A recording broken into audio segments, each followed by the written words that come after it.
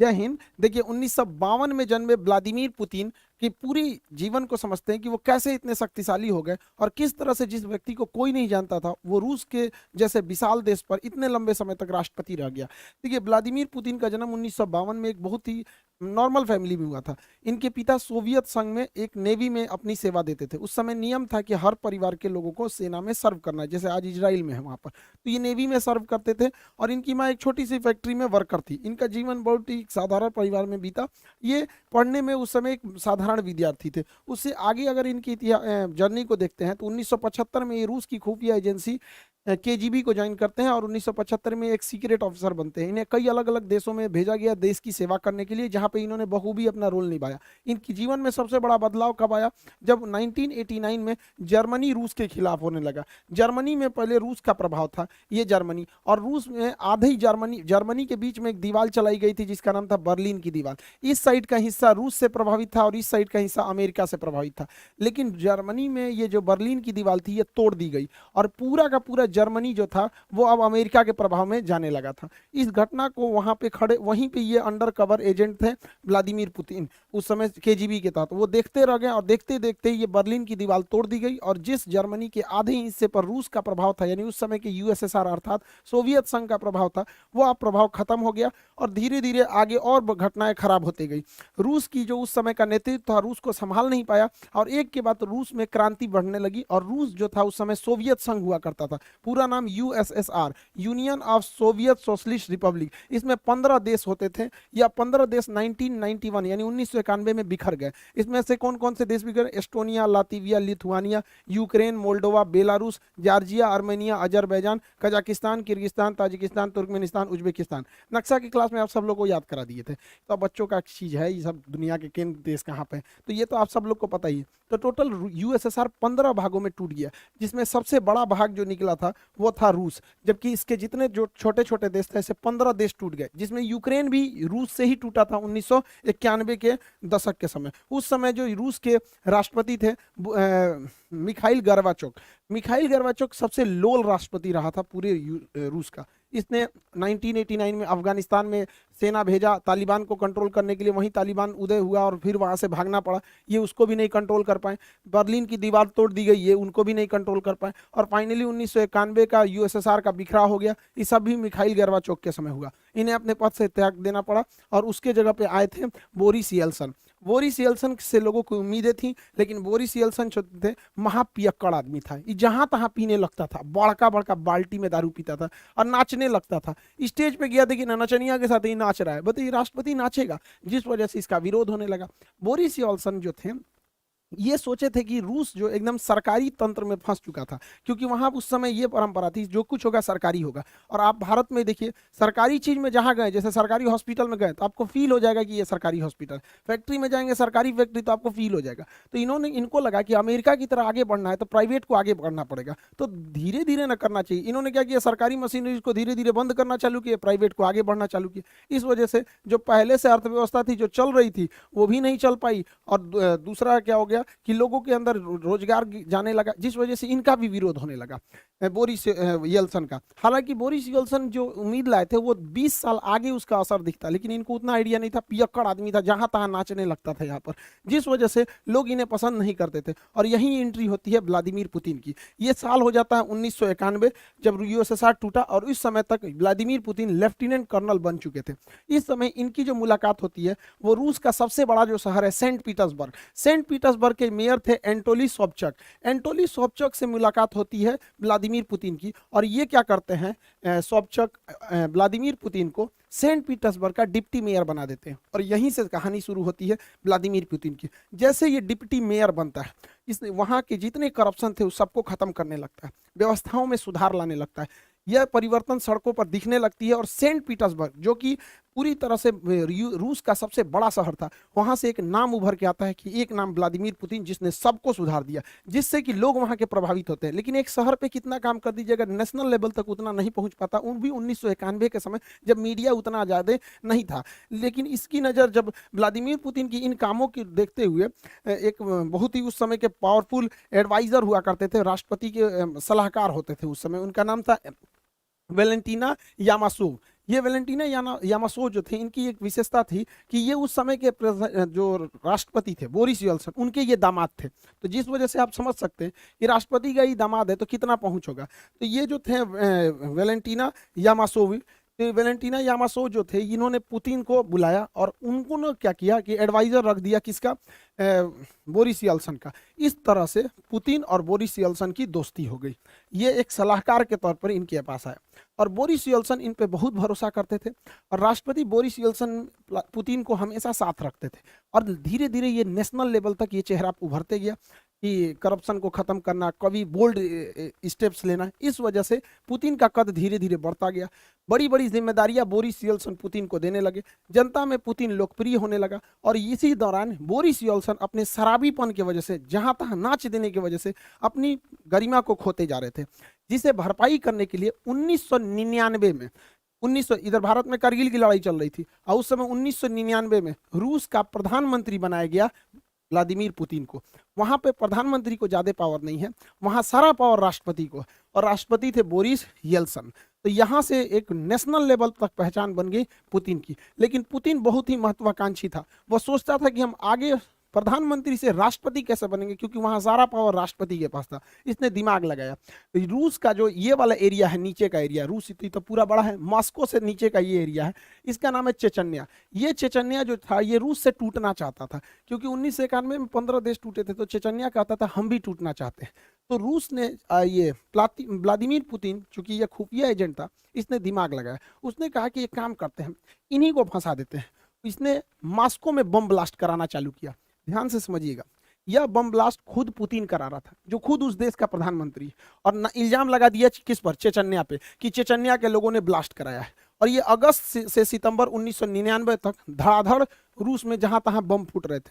इधर भारत में 1999 में कारगिल हो रहा था, अटल बिहारी वाजपेयी थे, और देखते देखते एक महीना अगस्त से सितंबर 1999 में रूस के शहर मॉस्को, राजधानी मॉस्को में धड़ाधड़ सीरियल ब्लास्ट होने लगे। इस ब्लास्ट में कहीं 10 आदमी मारा जाता है, कहीं 2 आदमी मारा जाता है। ऐसे करते करते मॉस्को में मरने वालों की संख्या 300 हो गई, जिस वजह से भयंकर बवाल हो गया। रूस के लोग अब चेचन्या को देखना नहीं चाहते थे, वो चाहते थे चेचन्या रात से एकदम तबाही किया जाए। अब सोचिए, याद कीजिए 2019 जब भारत में पुलवामा में अटैक हुआ था, हमारे सिपाही शहीद हुए थे, तो किस तरह से बवाल हुआ था कि घुस के मारेंगे आतंकवादियों को। यही चाहता था वहां पर पुतिन भी। पुतिन इसी चीज को चाहता था कि एक बार जनता का समर्थन हो जाए कि मारो चेचन्या को, और यही हो भी गया। 300 लोग जब मरे 1 महीने के अंदर लगातार बम ब्लास्ट में, तो रूस की जनता कही कि मारो ससुरा को। और इस बीच प्रधानमंत्री थे पुतिन, पावर तो रहता ही है पुतिन को। अब बोरिस येल्सन जो पियक्कड़ था, शराब पी के पूरा पावर पुतिन को दे दिया, कहा कि चेचन्या को संभालो। इसने क्या किया, पुतिन ने हर सिपाही के चेहरे पर या हेलमेट पर कैमरा लगा दिया और लाइव टेलीकास्ट दिखा दिया कि कैसे मारा जाता है। अब मारा जानबूझ के चेचन्या में। देखिए, जो भी मॉस्को में बम फोड़ा गया था, पुतिन फोड़ा था। ये बात एकदम क्लियर है कि पुतिन फोड़ा था, और उसी ने घुस घुस के मारा चेचन्या में। वहां के लोगों को तो रियलिटी पता नहीं थी और पूरा लाइव दिखाया जा रहा था।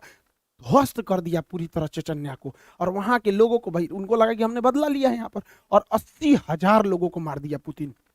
सोचिए कितना खतरनाक है ये पुतिन। 80,000 चेचन्या के लोगों को मार दिया, खुद ब्लास्ट कराया मॉस्को में, इल्जाम लगाया चेचन्या पे, और घूस के मारा 80,000 लोगों का। पूरा टीवी पे लाइव टेलीकास्ट दिखाया। इससे क्या हुआ कि पूरी दुनिया, पूरे रूस के लोगों ने देखा कि जो उनके घर में 300 को मारा है, पुतिन ने घुस के 80,000 को मारा है। ऐसा नेता होना चाहिए यहाँ पर। पुतिन की रेटिंग एकदम हीरो की हो गई। तो 1999 में जो पुतिन प्रधानमंत्री था, वो राष्ट्रपति से भी ज्यादा फेमस होने लगा, और बोरिस येल्सन पे भ्रष्टाचार के आरोप लगने लगे। और इसी बीच सन 2000 में पहली बार राष्ट्रपति चुनाव जीत गया पुतिन। पुतिन का सपना पूरा हो गया। रूस जैसे बड़े देश की पूरी सत्ता अब पुतिन के हाथ में थी। पुतिन सन 2000 में चुनाव जीते, और 2000 में जब चुनाव जीते तो रूस के संविधान के हिसाब से कोई भी व्यक्ति लगातार 2 बार तक प्रधान राष्ट्रपति ही बन सकता है, 2 बार से ज्यादा लगातार नहीं बन सकता है। तो पहला शर्त ये था रूस के संविधान का। रूस के संविधान का दूसरा शर्त ये कहता था कि कोई भी व्यक्ति प्रधानमंत्री, राष्ट्रपति का जो कार्यकाल रहेगा वो 4 साल का रहेगा। जैसे भारत में 5 साल का है, लेकिन रूस में 4 साल का है। अमेरिका में भी 4 साल का ही होता है, वहां का भी राष्ट्रपति का 4 साल होता है। तो पुतिन राष्ट्रपति बने सन 2000 से 2004 के लिए। इस दौरान इनको पता था कि हमारा जो पहला टेन्योर है वो 4 साल का है, इसमें अच्छा काम करना है। तो इन्होंने क्या किया, सन 2000 से 2004 के बीच में अपने मन मुताबिक अधिकारियों की नियुक्ति किया। अब चूंकि ये खुफिया एजेंट थे इसलिए इनको हर जानकारी थी, और पूरी तरह से अपने मन मुताबिक पूरे मंत्रिमंडल को बैठाया और क्रेमलिन पर अपना दबदबा मजबूत किया। जैसे भारत में संसद होता है, अमेरिका में व्हाइट हाउस होता है, उसी तरह रूस में क्रेमलिन होता है, यहीं पे राष्ट्रपति रहते हैं, और पूरा दबदबा बनाया अधिकारियों के बीच में, और जबरदस्त काम किया अपने पहले टेन्योर में। रूस की जो जीडीपी थी वो 93% की रफ्तार से बढ़ी थी। लोगों को लगता था कि भगवान मिल गया पुतिन को, लेकिन पुतिन बहुत महत्वाकांक्षी था। उन्होंने अपना पहला कार्यकाल पूरा किया सन 2000 से राष्ट्रपति के रूप में, सन 2000 से 2004 के बीच में। एक टेन्योर हो गया, 4 साल का ही होता है। दूसरा टेन्योर उन्होंने पूरा किया 2004 से 2008 के बीच में। अब यहाँ तो हो गया, रूस के शर्त के हिसाब से आप 2 बार से ज्यादा नहीं रह सकते राष्ट्रपति। इसके बाद ये क्या किया कि प्रधानमंत्री का चुनाव लड़ लिया। देखिए 2 बार तो राष्ट्रपति रहे, और उसके बाद 2008 से 2012 तक ये प्रधानमंत्री बन गए, प्राइम मिनिस्टर। और क्या प्राइम मिनिस्टर बनने के बाद अपने एक चमचा को राष्ट्रपति का चुनाव जितवा दिए, जिसका नाम था देमेत्री मेहदेव। देमेत्री मेहदेव ये कहने के लिए 2008 से 2012 के बीच में राष्ट्रपति थे, ये कहने के लिए राष्ट्रपति थे, और उसी दौरान ये क्या थे, प्रधानमंत्री। ये इतना शातिर इंसान है कि संविधान में संशोधन कर दिया और कहा कि इस दौरान राष्ट्रपति की शक्तियां प्रधानमंत्री के पास आ जाएंगी। तो ये काम के राष्ट्रपति रह गए, और ये पूरी की पूरी शक्ति का प्रयोग 2008 से 2012 के बीच में व्लादिमीर पुतिन ने किया। अब यहीं से रूस के संविधान का वह प्रावधान भी प्रभाव से हट जाता है, क्योंकि रूस का संविधान बस यही कहता है कि कोई भी व्यक्ति 2 लगातार टर्म्स को नहीं रह सकता है। तो 2 लगातार हो गया, उसके बाद एक बार के लिए इसको बना दिया, और जब तक ये राष्ट्रपति था इसका सारा पावर खुद यूज किया, तब तो अब इसके बाद ये उठ सकते थे पुतिन। अब क्या हुआ, पुतिन फिर 2012 में राष्ट्रपति के लिए खड़े हुए, क्योंकि सारी पावर राष्ट्रपति के पास रहती थी। तो 2012 से 2016 के बीच में पुतिन राष्ट्रपति रहे, और जब ये राष्ट्रपति थे ना, तो फिर संशोधन किए कि जो पावर प्रधानमंत्री राष्ट्रपति से प्रधानमंत्री को दिया गया था, वो वापस पावर प्रधानमंत्री से राष्ट्रपति को दिया जाता है। खिलवाड़ करके रखा ही इंसान देश के साथ। तो 2012 से 2016 तक के बीच में ये राष्ट्रपति रह गया। 2016 में फिर चुनाव हुआ, क्योंकि 4 साल पे होता है। 2016 से 2020 तक ये फिर से राष्ट्रपति बने, और 2020 में ये संशोधन कर दिए कि ये बंदा 2036 तक राष्ट्रपति रहेगा। अब 2036 तक कुछ सोचना नहीं है, पुतिन भैया रहेंगे राष्ट्रपति वहां पे, कोई कितनों कर ले। ये है रूस का पावर पुतिन में। पुतिन बहुत ही जबरदस्त रहा पावर के मामले में। पुतिन अपने पहले कार्यकाल अर्थात सन 2000 से 2004 के बीच में इस समय पूरा ध्यान अपने देश पर दिए थे, लेकिन जैसे दूसरा कार्यकाल हुआ, खतरनाक काम करना पुतिन ने चालू किया। इसने क्या किया, 2008 में जॉर्जिया पर हमला कर दिया, क्योंकि जॉर्जिया 1991 में सोवियत संघ से ही टूटा था, उसके 2 क्षेत्रों पर कब्जा कर दिया। 2011 में इसने लीबिया पर आक्रमण कर दिया, और लीबिया के मुअम्मर गद्दाफी की सरकार को हालांकि नहीं बता पाए वहां पे। उसके बाद 2014 आया, 2014 में यूक्रेन के शहर क्रीमिया पे कब्जा कर लिए। 2015 में सीरिया में गिर रहे सरकार बशर अल असद की सरकार को बचा लिए। 2022 आया, फिर पूरी तरह यूक्रेन पर हमला कर दिया। पुतिन खाली नहीं बैठते, क्योंकि इनको पता है कि जब तक अंतर्राष्ट्रीय विवाद होते रहेगा, देश की जनता कभी अपने सरकार से सवाल नहीं पूछेगी। यही फॉर्मूला अपनाया था चीन ने भी। चीन के माओ सरकार के जब सरकार गिरने वाली थी, तो उसने 1962 में भारत पर हमला कर दिया बिना मतलब, क्योंकि जब देश की सेना हमला करती है तो लोग सरकार से सवाल नहीं पूछते हैं, कहते हैं जो भी सरकार है बस हमें जिताओ। ये बात बखूबी जानते हैं व्लादिमीर पुतिन, इसलिए वो हमेशा लड़ाई लड़ते रहते हैं अपने अगल बगल वाले देशों से। हालांकि बहुत बड़े राष्ट्रवादी भी हैं।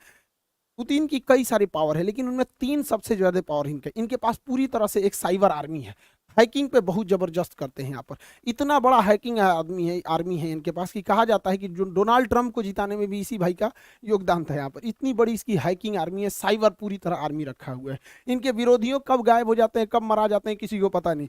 इनके विरोधी के ऊपर कभी छापा पड़ जाएगा, कभी पुलिस उठा ले जाएगी, कभी इनकाउंटर हो जाएगा, कभी मारा जाएंगे, कोई इनका विरोध नहीं कर सकता है।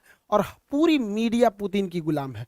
किसी भी टीवी चैनल को देखिएगा, बस हमारे राष्ट्रपति ऐसे, ये खाएं, वो सोएं, ये किए, वो किए, दिन रात उसी के चलते रहता है। ये 3 चीजों के बदौलत सन 2000 से लेके आज 2022 तक, यानी 22 सालों से पुतिन वहां के राष्ट्रपति हैं, और साथ ही साथ अब वो 2036 तक रहेंगे यहाँ पर। 2036 तक वो वहां पे राष्ट्रपति रहेंगे। पुतिन की लाइफ स्टाइल भी गजब है। कभी ये घुड़सवारी करने लगते हैं तो कभी मछली पकड़ने लगते हैं, कभी भालू पे चढ़ के घूमते हैं तो कभी तैराकी हो जाती है इनके अंदर। ये सबमरीन में भी अंदर चले जाते हैं, क्योंकि ये केजीबी के सदस्य थे तो इन्हें हर चीज़ पता होती है। इनकी पूरी लग्जेरियस फ्लीट है जहाज़ों की, जाते हैं तो फुल सिक्योरिटी के साथ जाते हैं। और ये केवीजी के सदस्य थे, खुफिया जानकार थे, तो फाइटर प्लेन भी चला लेते हैं। हर तरह के जहाज ये बंदा उड़ा लेता है, हर तरह का जहाज व्लादिमीर पुतिन वहाँ पे। इनके पास बहुत ही महंगी याट है, कहा जाता है कि इलॉन मस्क से भी अमीर है। हालांकि जितने राष्ट्रपति वो लोग होते हैं, इनके पास अमीरी से ज़्यादा पावर होता है। यहाँ पर पूरे देश के संसाधनों का इस्तेमाल करते हैं यहाँ पर। ये ब्लैक बेल्टर है कराटा से, स्नाइपर है, इनकी गोली की निशान बहुत बेहतरीन है। कई बहुत सारे सातिर भी हैं दिमाग के यहाँ पर। इनका ये जो क्रेमलिन वाक है काफ़ी ज़्यादा प्रसिद्ध हुआ था पुतिन का। देखिए, इन सब के साथ पुतिन का एक ऐसा सच भी है जो दुनिया को से छुपाया जाता है, या फिर यूं कह दीजिए कि यह सच एक ना एक दिन पुतिन को झेलना ही पड़ेगा। पुतिन को कहा जाता है कि एब्डोमिनल कैंसर है पेट का, खैर उसका ये इलाज करा लेंगे, लेकिन इन्हें पार्किंसंस बीमारी है। पार्किंसंस बीमारी एक तरह का लकवा होता है। पार्किंसंस बीमारी लकवा होता है, शरीर धीरे धीरे दिमाग काम करना छोड़ देता है, उस अंग पे धीरे धीरे दबाव होने लगता है, वो अंग काम नहीं करता है। आप पुतिन को देखिएगा तो हल्का झुक के बैठेंगे, कभी बैठेंगे तो इस टाइप के झुक के। ये पार्किंसंस बीमारी है और इनका शरीर अब उतना काम नहीं करता, इसलिए जब बैठेंगे तो टेबल कुर्सी को बहुत जोर से पकड़ के बैठते हैं। कभी भी देखिएगा पुतिन को जब भी इंटरव्यू देते तो हल्का सा ऐसे झुके हुए रहेंगे, पार्किंसंस बीमारी की वजह से। देखिएगा टेबल पकड़ के, देखो भाई चाचा यहाँ पे टेबल को बढ़िया से पकड़ के बैठे हुए, समझ में आ रहा है कि नहीं, पार्किंसंस बीमारी।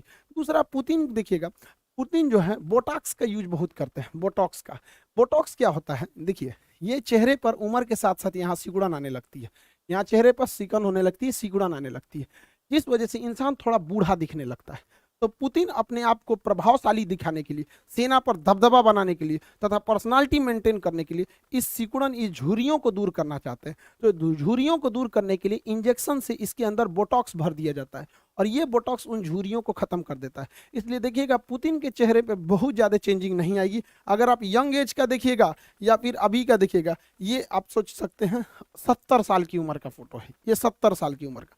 और यंग एज का भी देखेंगे तो उतना खास चेंजिंग नहीं आएगा, चेहरे पर उतनी सिकन देखने को नहीं मिलती है बोटॉक्स की वजह से। लेकिन यूक्रेन की लड़ाई में प्रतिबंध लगा दिया गया है बोटॉक्स के ऊपर। अभी भाई को बोटॉक्स नहीं मिल रहा है तो बूढ़ा दिख रहा है यहाँ पर, लेकिन इतना भी ज़्यादा प्रभाव नहीं पड़ता है। बोटॉक्स का इंतजाम एक राष्ट्रपति के लिए बहुत बड़ी बात नहीं होती है, नॉर्मल बात होती है। आई होप आपको टॉपिक समझ में आया होगा और आप सभी लोग का तहे दिल से धन्यवाद, थैंक यू। आप सब लोगों को दिल से शुक्रिया, आप लोगों का। आज हमारा चैनल 16 मिलियन हो गया। आप लोगों की कुछ शिकायतें भी रहती हैं कि सर वीडियोस रेगुलर नहीं आते हैं। देखिए, जिस तरह का कंटेंट रहना होता है उसमें काफ़ी टाइम लगता है। दूसरा, सुबह से क्लास लेना रहता है तो बच्चों को भी कैसे छोड़ सकते हैं।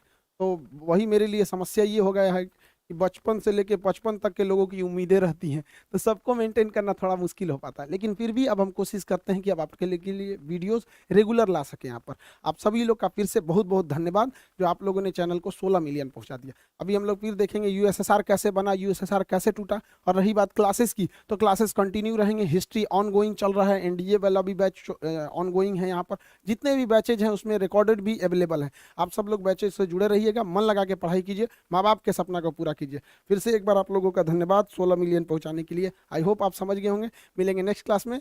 जय हिंद।